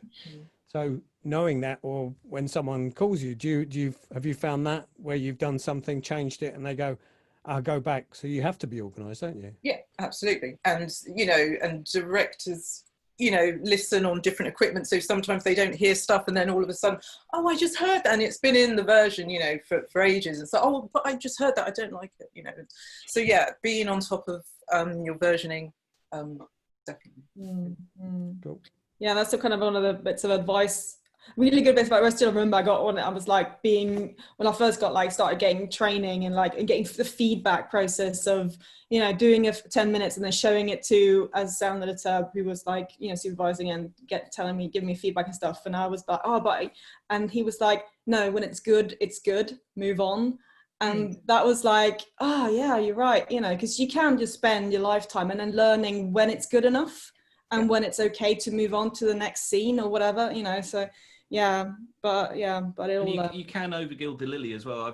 I've been in teams where someone's done a sort of first pass on something or a second pass, and you go, oh, that's sounding really, really good, and then you come back and they spent much more time on it and it's just got confusing, and then all of a sudden there's just tons of detail and tons of stuff, and you're just going, it's just not making sense anymore. And so sometimes your first instinctual pass when you're going through it, just got to hit that, and finesse it a little bit, but sometimes that is pretty good, and it's you know, you're 90% there, and then you can spend a bit of time chipping away at it for the 5 to 10%. But sometimes when you're trying to just go on and add more and more, you're being very detrimental to the process. But it's like I think that comes with experience. Yeah, you get better at it with time. Well, I think your experience, you come in and you go with your first instinct, and that can be, especially if you know you're going to be hitting about 2 or 3 temps, is to have faith in what you did first time around. You did it for a reason. You did it quick and fast, and it worked. And to have faith in that and move forward. Again, you'll hear it at the temp or whatever, but don't worry too much about it. Like you said, James, you can, given the time, sometimes if a job's 9 months and you think, okay, well, I've done that well, I should really go back and do it again. I didn't spend enough time, and it's your own mental process of, I did it in 2 days. That can't be enough time, and it's not. Have faith. If you like it, then move forward. You'll be told if it's not right. So. Yeah. But yeah, find it's like cars always take twice the amount of time that I think it's going to take every time. I hate cars. I hate car chasers. Absolutely hate them. Oh, I've only got 5 minutes left on this episode. Oh, I'll do it half a day, and then you're like 2 days later, you're like, why is this taking forever? There's a one from Sasha here. Most crew and post-production people have done more movies than the directors have. So how do you deal with the technical notes feedback from a director when it comes to sound? Marie? Question.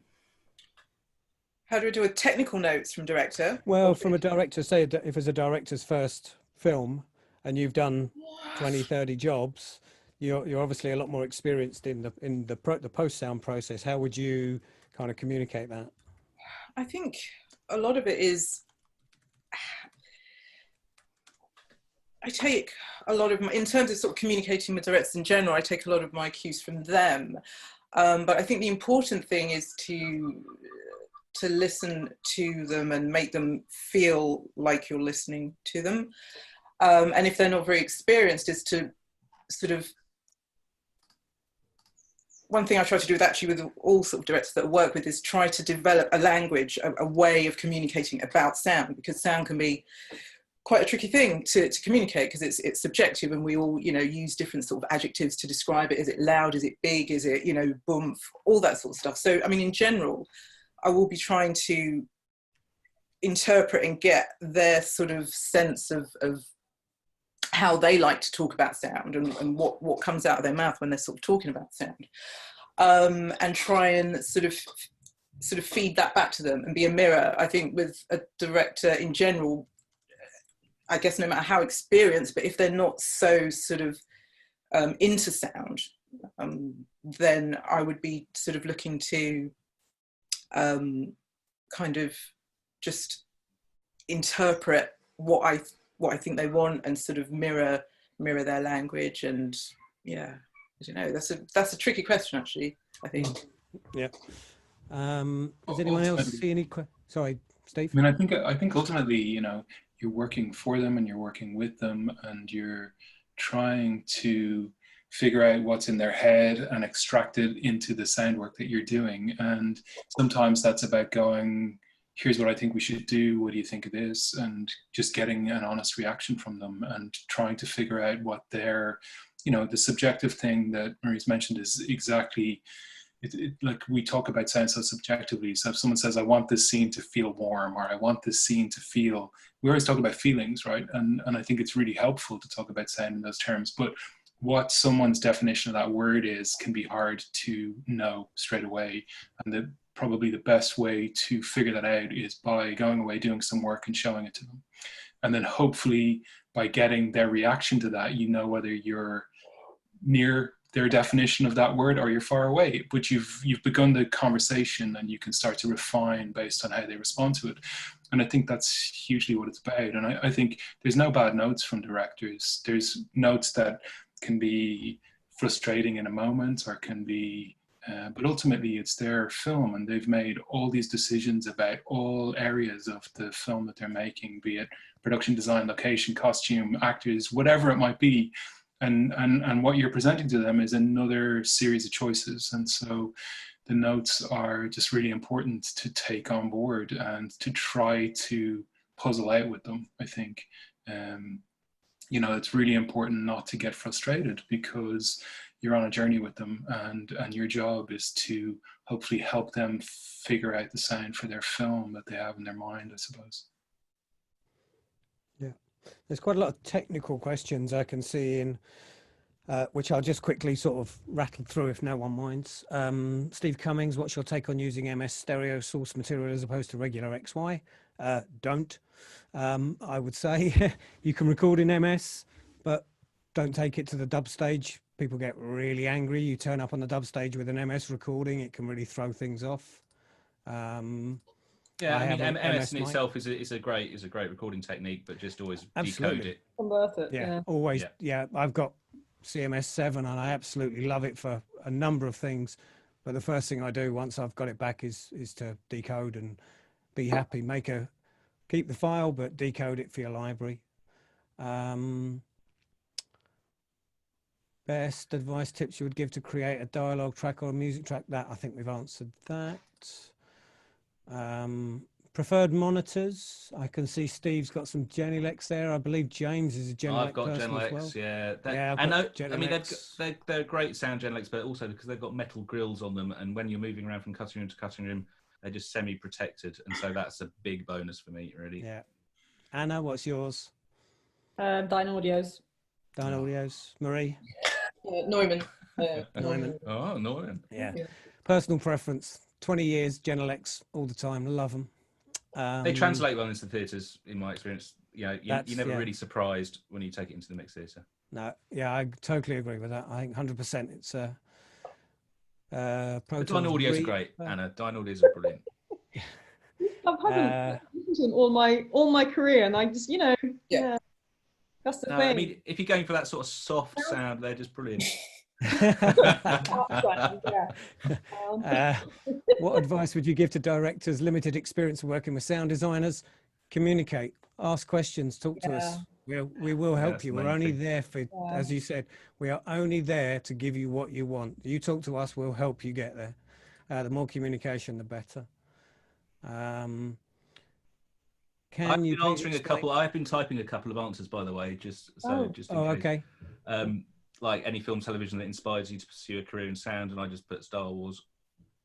That's everyone's answer, really, isn't it? Yeah. Yes. I've got a question here from Vanya von Sek. How do you build your SFX library? Do you buy it or do you build it yourself with your own sounds? Well, it's a combination, isn't it? There's a wealth of sound effects out there that you can buy and purchase, but they are expensive. But it's over time you will build up stuff that you've recorded on each job and libraries, and just go to things. There's lots of when I was starting out, there was just the big libraries like the Hollywood Edge and the Sound Ideas libraries. There weren't any of these little boutique websites that there are now. But those boutique websites are great for just buying little individual sound packs for like $50 or 70 or 80 pounds. So, and you can use those now to really build up your library, and just every job, just buy a couple more, and then you're building up over time. But when you're recording as well, then it will build up over time. And in 30 years, you'll have a great sound library just when you're retiring. Sasha, want to add something to the sound library? Pardon? Sorry, you dropped out. Add to that about.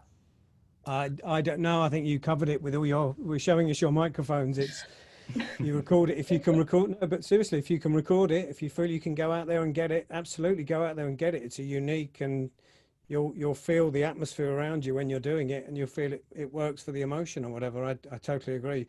Sometimes you have to buy. Sometimes you can't find the 1940 Aston Martin, and you have to go out and buy it. So, sorry, Maria.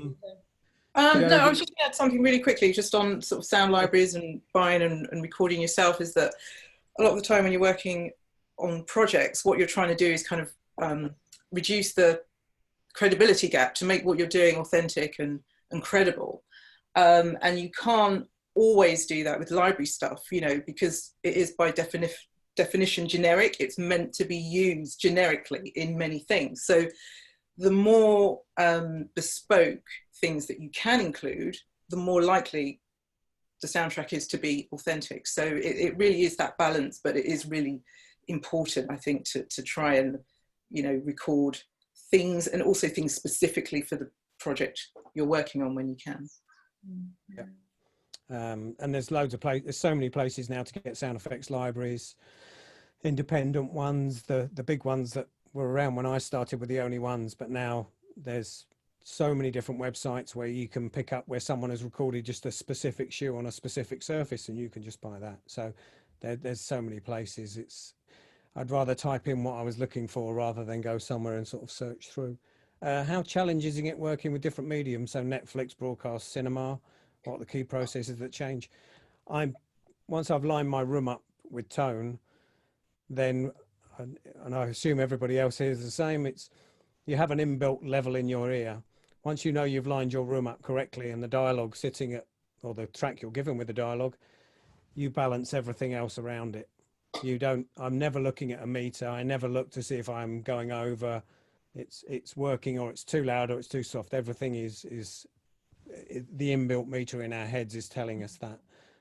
We know where the gaps are. We know where we should be dipping down for the lines of dialogue and everything. So I think that's kind of, I think the big thing of taking your track lay and go, every project I do, I always listen to that. It's like double checking that am I, metering at the right level, and when I hear my stuff in the theatre, and checking with the mixer. So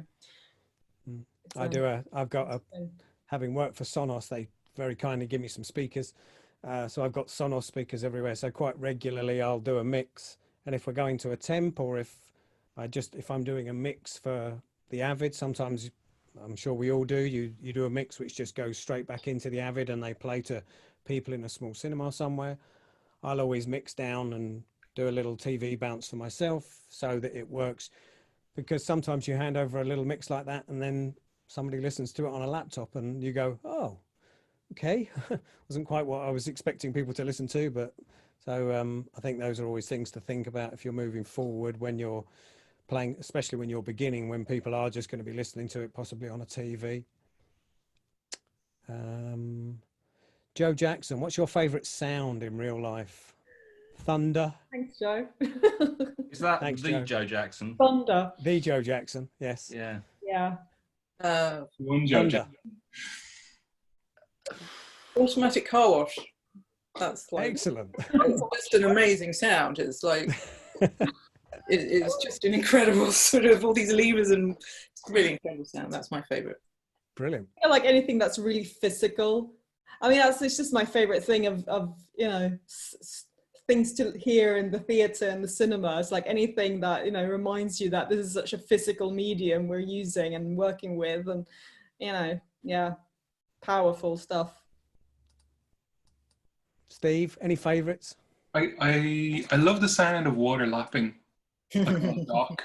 Yeah. You know, that kind of thing. And I think, you know, I love, because it reminds me of a very particular time in my childhood. And I always try to think of sounds like that when I'm working on stuff, like sounds that you think might resonate for someone in that sort of way. Because I think it's like smell, and it's like the way that we hear things. It can be very emotional, I think. So if you can, you know, so I try to think about things like that, you know, the way that rain used to sound on my bedroom window when I was growing up, you know, those sorts of things that are just very evocative of time and place. And when you can recreate those, it's really, hopefully, it can be useful to the drama and the storytelling. Like James, any footsteps. favourites? No. Favorite sound? I love the sound of that people make when they're asleep and they're breathing. Do you know when you're like really close to them and they don't know you're there? When you're still in the room, that sort of sound. I really like that. I've got lots of recordings of that.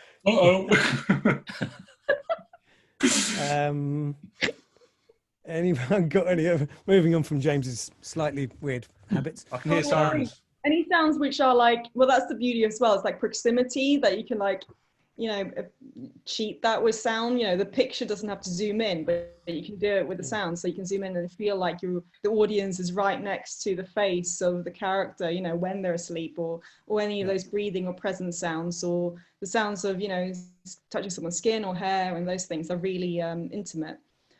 I think that Normal People does it, and I think we've used it on a couple of sort of Bohemian Rhapsody, where the moment you put Foley in, you're doing Wembley Stadium, 80,000 people, and Freddie's dancing around on stage.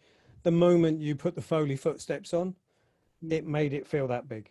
And as soon as you take it out, you don't want to feel those little intimate sounds that you would in Normal People, in the sex scenes in Normal People and stuff like that, where the sheet moving, the little Foley moves and stuff like that make you feel so in tune and in touch with what's going on.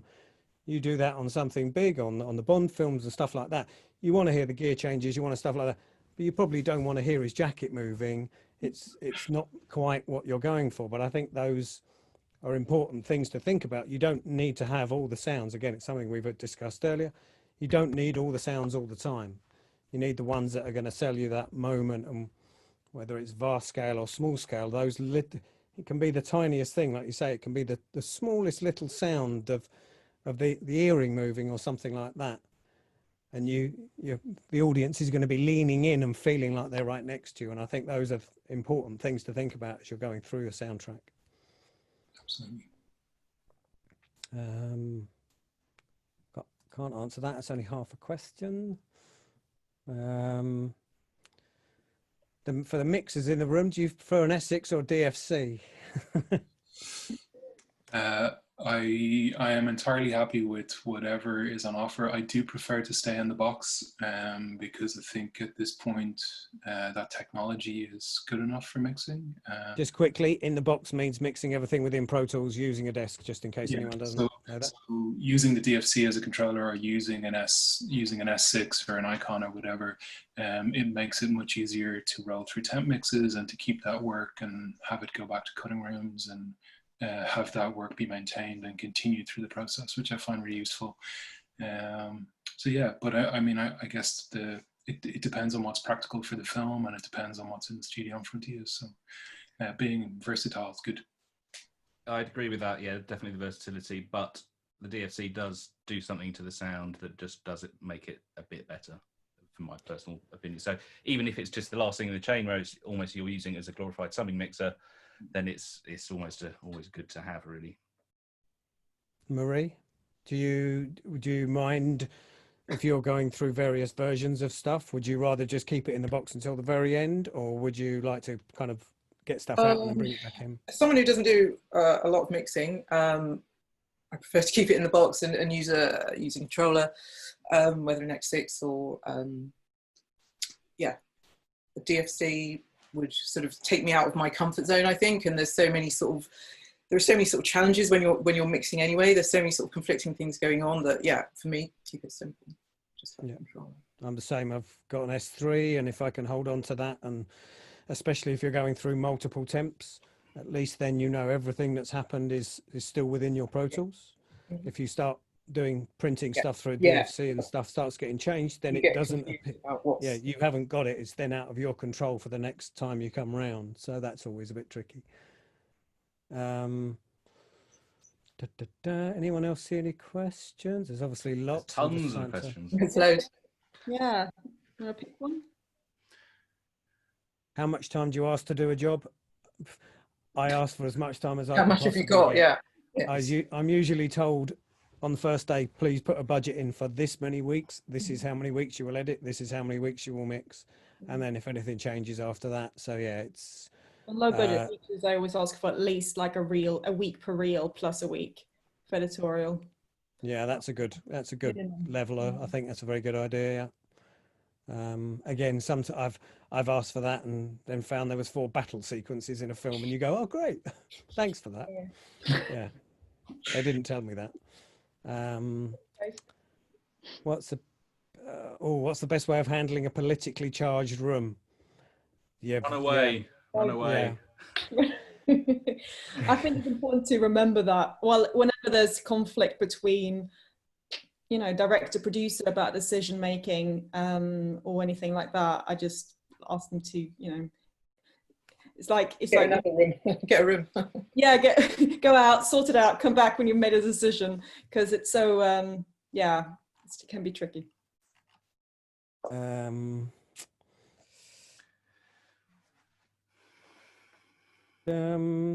you're looking through them as well. Yeah.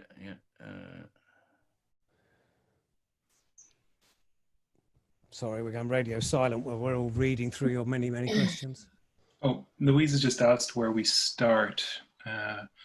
So for me personally, I tend to always start with a background pass, but if there are big sequences in a film or a show, I will probably spend a few days initially on those. So if there's something that's a big action sequence or explosion, or if you're on a horror film and there's a very specific creature voice or something to design, it's good to start on that stuff early, because it's going to be it's probably going to be the thing you're going to go back to most over the course of the process. So I think generally I would do an ambience pass first, because it allows me to figure out what the world is. But I definitely, if there are sort of very signature-y sort of sounds that you're going to have to imagine from scratch, it's really good to start in those sooner rather than later. So you give yourself time, and you give yourself time to give feedback and hopefully to develop and figure out what those things are.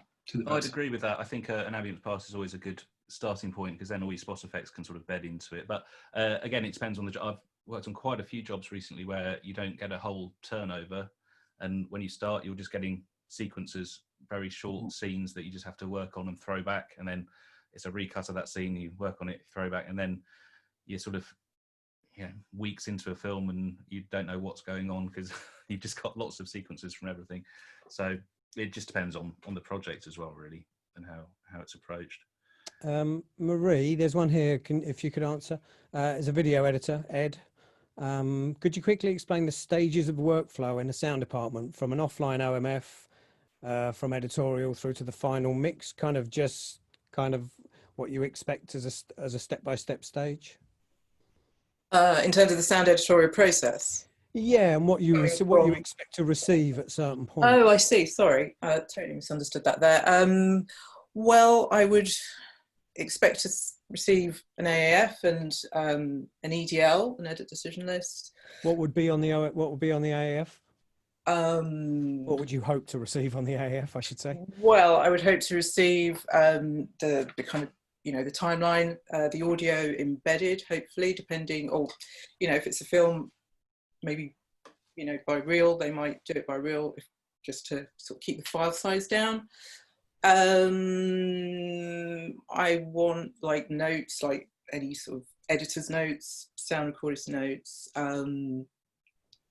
movie file. Would you expect music effects? Yeah, as well? Yeah. I mean, editors often might give you a little sound library that they've used, which might include, effects that you might have passed to them. You'd probably have the temp music as well, temp score, and sort of source music as well. I do have a checklist of stuff, that I sort of send and say, this is actually what, can you supply me with this? So yeah. Just to carry on from that, actually, it addresses another question I think earlier. Is turnovers can be a good way of working out what the picture department and the directors like from your bouncers. So you can send stuff over to them and they might be frantically working and you don't have a communication channel. But when you get a turnover from them, you can see whether your bouncer is being used or not. And so sometimes that's a really good indication of whether they've liked it or they've turned it down at a certain point. And sometimes it's a bit of a guessing game to try and decipher what it is they want and don't want. But it's another tool to use to try and work out what's going on. Yeah, and often, I guess, on a busy film, that's often your spotting session in a way, or that's your feedback session, isn't it? Because you're not getting the opportunity to sit down and work through something or spot through something. So sending work, seeing what they keep in those AAFs as they come back to you can be a really good sign. I think more and more temp mixes are turning into sort of spotting sessions, really, aren't they? Yeah. So they're when you're getting everyone together for a set period of time and watching the film through. So yeah, that's good. There's a question there about relationship with picture editor. What's it like on different projects? And I suppose it's always different. In an ideal scenario, you have a good relationship with them, or a relationship where there's a good bit of communication, because they're the people who are doing the first sound pass on the film, and generally you can get a very good sense of them, of what they're what it is that's on the production track, and what it is in their temp effects, and what it is in the music, and how they've shaped it in their avid past that they're interested in and that they're looking for you to mirror or develop. And so I find that relationship, when it's open and there are many turnovers on a project, having a good back and forth, being able to pick up the phone if you can't go to the cutting room, and just having a decent back and forth with them can be really good. And I think on a project that's really busy for the director, the editor may become your line of communication with them in the process where you're not on the mix stage with them, if that makes sense. So when that relationship is good, it's great for the work. Just, quick question here. Oh, sorry, you carry on. Beth Davidson, how do you price yourself? And again, I think everybody has their lower limit that they'll work for, and I think most of the jobs I'm sort of bought onto, I'm asked to budget for something for 6 weeks, 8 weeks, 4 months, or whatever it is. And the Bectu rate card is the Bectu rate card, yeah, you should definitely check out the Bectu rate card. They've done an inordinate amount of work. Thanks, Steve. Very good work trying to make sure that this is what you want, and hope it's being picked up by producers and post supervisors, and they're starting to look at it. And as they've said, the battle and fighting these things shouldn't be something we should do. It should be, we should go onto a film. This is what the budget of the film is. Therefore, this is your kind of lower limit. If you have the luxury of being able to say, well, I don't work for that, then that is completely down to you. Working for less, obviously at the moment, there's a lot of people possibly out of work and taking work for less money. No one's going to say you shouldn't. But you should absolutely always look at the rate card and fight for what those rates are, because they are very fair rates and should be industry standard. They are for a lot of other areas of filmmaking. They definitely should be for us as well. And I think what the rate card has done for us as an industry is just, you know, it's an interesting one, and talking to Steve about this a good bit as well. Like, you know, post-production supervisors and producers are happy that it exists because it's something that is solid and tangible in front of them, and it's something that is industry-wide. And so it's just a really useful thing for us all to have to reference and use. Yeah, I think it's really important, especially now when most of us are freelancers, to really learn negotiation skills and yeah, what that entails. It's a lot of free kind of short courses and resources out there about how to negotiate and yeah, always kind of, I always say, always push, you know, go above and see, you know, the worst you can get is a no, and kind of go from there. So yeah, it's important to keep pushing yourself out of your comfort zone when it comes to Anna, can I just come in on that? Because actually we have a fantastic session tomorrow with Sarah Putt, who is an agent to a lot of the HODs in the UK and also crew. So we're actually putting on a negotiations masterclass with her tomorrow at 3 p.m. And I'll put that link in the chat function as well. Brilliant, cool. That's great to hear. Question from Adele Fletcher, the Adele Fletcher. Being in the sound effects department, would any of you comment on the dialogue during a mix, and how would you feel if it happened vice versa from the dialogue department? Yes, because it's all a big collaboration. I think there's a bit of theatre etiquette you've got to abide by, so don't do anything to score points. I'd never do that.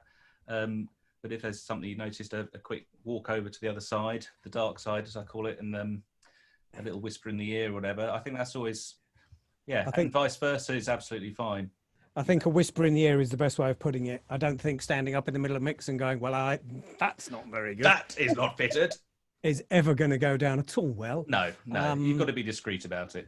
Yeah. No, if you've made it to the mix with all the people in the room and you're not killing each other, then I think you have the right to go over and talk to them about it. And it's, for whatever reason, sometimes a dialogue editor can live with a line for a year, and they can absolutely hear what that line is because they've read the script and they've heard the 17 different versions. But if it pops up to you and you don't understand it, have a word. And then if they feel that's right, they can bring it up. So I mean, I have been in mixes where I've spent more time on the dialogue side with like Steve Little's. Oh, not to mention any names. Dialogue. Only kidding, Steve. Steve is the man who is massively pushing forward the rough assembly and Bectu, and has brought all this together. One of the people who's brought all this together, who we have a lot to thank for the rate card and all those kind of things. So thank you, Stephen. Just in the mix, sorry, just really quick point. It would, you know, I think if you're in the mix room, then you're there for a reason, and no matter what your sort of hierarchy is, so you should feel free to mention something. Basically, that's almost kind of why you're in the room, whether at a very junior level or at the top. So yeah, it really does just come down to how you go about mentioning something. That's why you're there, and it's about the end product at the end of the day. So I think that's a perfect way to get us to our very final question, which was, Steve, first, any films you would suggest that people should listen to for sound design or sound effects work, or TV shows or anything? Yeah, absolutely. I think, you know, thinking about the subtle stuff, two that spring to mind. Wild, which is a film from a few years back, which I think is just a beautiful, it's a real life story, but it's Reese Witherspoon's in the lead, but the sound work on it is really imaginative, and there's a lot of memory in it, and there's this amazing riff on a piece of music that keeps reoccurring in this character's life, and it's a really beautiful, very heady interior like sorry, not interior, but very perspective, very pointillistic sound design, and I think it's a really beautiful sounding film.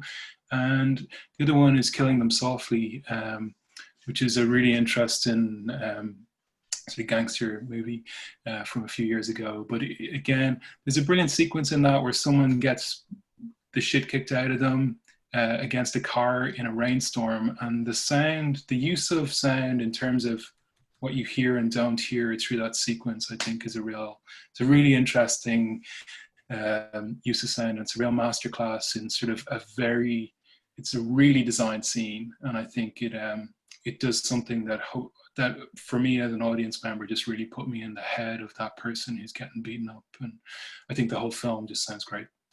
Cool. Marie? I get asked this question a lot, like by friends and also, you know, by sort of directors. I do get asked this question a lot, and the kind of standard answer I have, which is that good films have good sound, and so it's really difficult for me to say, you know, if a film's good, the sound will be good. I mean, I think that's almost kind of without question, unless somebody sort of knows of a good film with bad sound. But in terms of, I mean, Anna mentioned before Under the Skin, and I do really like the sound in that film because I think, the score got a lot of attention, but I think the whole soundtrack is just really, it really allows you into a world where you can experience the film as an experience, as almost a piece of art, and the soundtrack is a really big part of allowing you sort of into that world. So that's a film that I really like in terms of the soundtrack. And another film, I suppose, that I just saw very recently, not at the cinema, I just saw at home, was 45 Years, and that I thought the sound for that was interesting. That's a British film with Charlotte Rampling and Tom Courtenay. And what I liked about the sound of that was that it suggested things. It kind of, you know, you were listening to the sound and just wondering if the film was going to go in this direction or that direction. It kind of veered towards horror, but was unsettling, and it made you just wonder what was going to happen next. And a big part of that was the sound. So, yeah. James? I mean, there's so many films that have been inspirational throughout my life, really. I mean, I suppose one of the things you could look for is some of the earlier films where you don't have the technology, they didn't have the technology there at their disposal, so it was very much about the decision-making process as well, and so you can learn a lot from choices that were made. I mean, one of the ones that sticks in mind is always Alien, Ridley Scott's first, which is just a fantastic film, just in the use of contrast between exteriors and interiors, and just really clever use of sound and some really good sound design in that. And then all up until the modern ones, even something like WALL-E, which for me, it's like a masterclass in sound editing. It's just beautiful, yeah. And you just watch it and go, yep, that's just amazing. Everything in its right place. It's just a marvelous job. Yeah, just like a beautiful sculpture in sound, really. Watch a scene, then watch it again, then watch it again, then watch it again. You will, every time you'll see something again. You'll see something different. The little details, every last little thing. Yeah, I totally agree. I know it's a cartoon. You know, it's for kids, but hey, it's a beautiful piece of work. Yeah. It really is. Anna?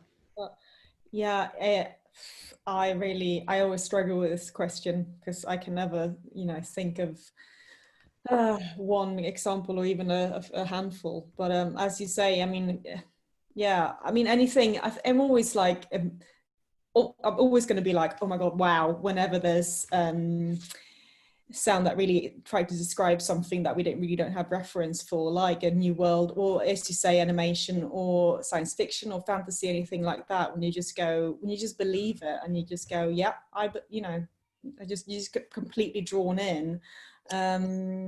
Yeah, I think that's a really incredible skill to be able to get things like that right. And make everyone kind of just not question that is real. Yeah, I think that's the magic of it, really. Mine is Wally was one of mine, but I always look for the thought process, and Castaway works for me on a number of different levels. He arrives on the island, the music stops, and the music only starts again when he gets off the island, and that was written into the script, and that was thought about beforehand. And I love the fact that I can see the thought process, and therefore I can see that time has been given and thought has been given for the sound department to be able to do something, and has been pushed to its extreme, and pushed and pushed and pushed to try and create something, because that's going to work better than any other storytelling, better than just putting a load of strings on there, or piano solo or something like that. It's your job, and that increases the pressure on them to get it right. But also, if it can be done correctly, and I think in Castaway it was, it gives you that sense of isolation. It does something emotionally, which is what we can do very subtly. We can all, without all our sound effects, whether it be cars smashing into buildings or a love scene or stuff like that, the shaping of the sound and what we use and how we use it, I think, can be something that can affect people and can affect filmmaking. And I think it's a I agree. I think it's skill. You know, in my watching films and to have worked when we were working on them, I always agree that it's very much the most effective use of sound is when it's thought about and it's written into the script, when it's thought about from the start. Because we can do anything, but it's about, you know, where they want to, where the story to go really, and then we'll, you know, go with that. And we need that direction really, and then it's easier to make every department kind of work together. Cool.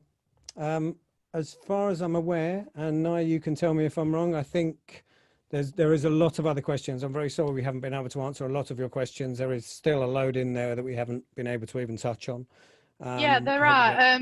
But Steve has put in the Post Sound at Rough Assembly email address actually, and they regularly check that that address. So please feel free to send anything that hasn't been touched upon to them, and they will get back to you, I would say. Yeah, I think there's links. I can see links in the chat room for Rough Assembly and for the events tomorrow, and a number of other things. But yeah, check out the Rough Assembly, the roughassembly.com website. There is great information on there, rate cards, other talks, other webinars. I think it's a wealth of information and a very good place to start and join if you're not a member yet. Thank you so much, Al. That Pleasure. was really Thank you, great sir. hosting. Steve, James, Marie, and Anna, thank you so much for your time on behalf of myself, the committee, and also Bectu. Thanks for your time. Thank you. Thanks, everybody.